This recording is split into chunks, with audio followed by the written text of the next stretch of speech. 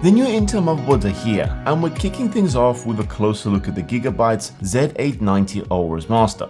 It's got a lot of familiar features, but also with some key improvements in performance and ease of use. Let's dive in. The new motherboard is designed for the upcoming Intel Core Ultra processors using LGA 1851 socket. Since it's the new socket, it won't be compatible with the 14th gen or older CPUs, so keep that in mind if you're thinking about upgrading. This board supports up to 4 DDR5 sticks with maximum capacity of 256GB and can hit speeds of up to 9,500 mega transfers. If you take a look at the RAM slots, you'll notice two primary slots are reinforced with a solid steel plates, making them not only sturdier but also easier to identify when installing memory. Clear labeling is a big feature on this board. Everything is well marked with just one small exception. We'll cover that in a moment.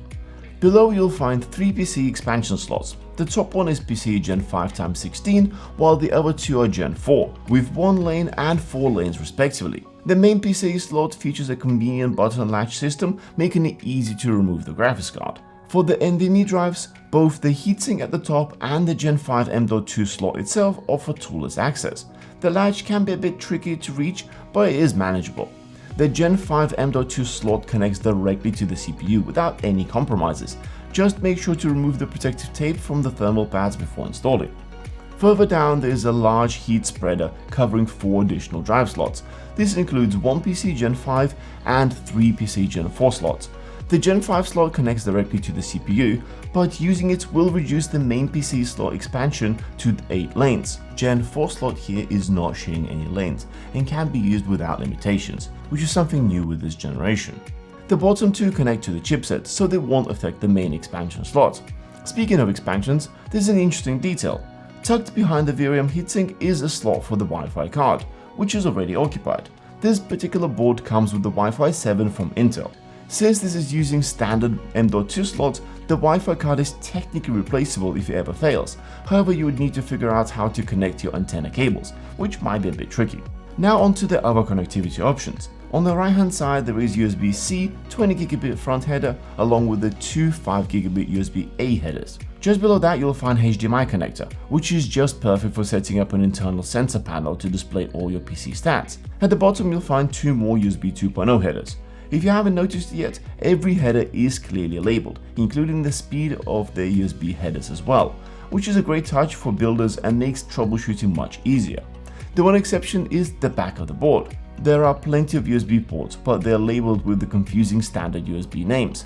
To simplify things, the red ports are 10GB, the blue ones are 5GB, and the 2 USB-C ports are Thunderbolt, which are running at 40GB each.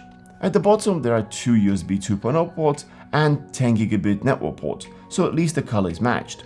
Just above that you'll find Wi-Fi 7 antenna connections with the audio jacks located below. From the DIY perspective, the board also includes clear CMOS and BIOS flashback buttons at the top. There are a total of 10 fan headers, 5 RGB headers and 2 temperature sensor headers for those who need them. At the top of the board you'll also find the power and reset buttons along with the error code display and 4 clearly labeled debug LEDs. Gigabyte has also added a useful feature where the DRAM LED will light up if your RAM isn't installed in the optimal slot, which is a nice little touch. Be sure to use the 2 slots with the steel covers for best performance and stability.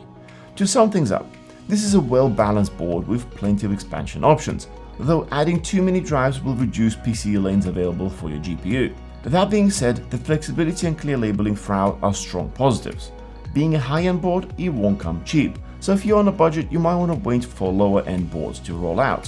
What do you think about this board? Are you planning to jump onto the new platform or will you hold off for now? Let us know in the comments below. Thanks for watching. If you think this board might be what you need, check out the link below for more details.